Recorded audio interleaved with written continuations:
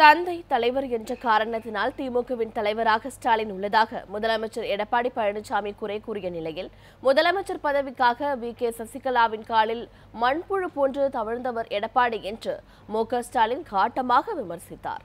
திருவண்ணாமலையில் திமுக வேட்பாளர் அண்ணாதுரையை ஆதரித்து மு.க. ஸ்டாலின் அனல் பறக்கும் பிரச்சாரம் மேற்கொண்டார். பொதுக்கூட்டத்தில் பேசிய அவர், ஜெயலலிதாவால் பதவி பறிக்கப்பட்ட அக்ரி கிருஷ்ணமூர்த்தியை முதலமைச்சர் எடப்பாடி பழனிசாமி திருவண்ணாமலை தொகுதி வேட்பாளராக அறிவித்திருப்பதாக குறிப்பிட்டார். என் வளர்ப்பு பற்றி பேச முதலமைச்சர் எடப்பாடி பழனிசாமிக்கு அருகதை இல்லை என்றும் மு.க. ஸ்டாலின் பதிலடி கொடுத்தார். கொலை வழக்கிற்காக ஊரை விட்டு ஓடி ஒளிஞ்சு போய் அரசியலுக்குள் வந்து தங்களை காப்பாற்றிக் கொண்டிருக்கக்கூடியவன் நான் அல்ல. சசிகலாவுடைய காலில் விழுந்தல்ல, தவழ்ந்து மண்புழு போல தவழ்ந்து தரையை நக்கி கொண்டிருக்கக்கூடிய பரம்பரையில் வந்தவன் நான் அல்ல.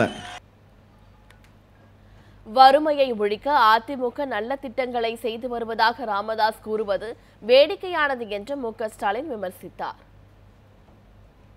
வறுமையை ஒழிப்பதற்கு நல்ல பல திட்டங்களை அதிமுக ஆட்சி செய்து வருகிறது. யார் சொன்னது?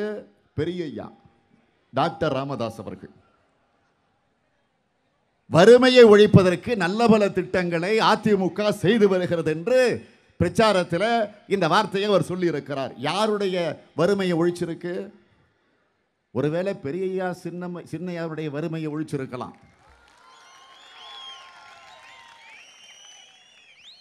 10 ஆண்டு தலைமுறைக்கு வறுமுறையை ஒழிச்சிருப்போம். 10 ஆண்டு தலைமுறை.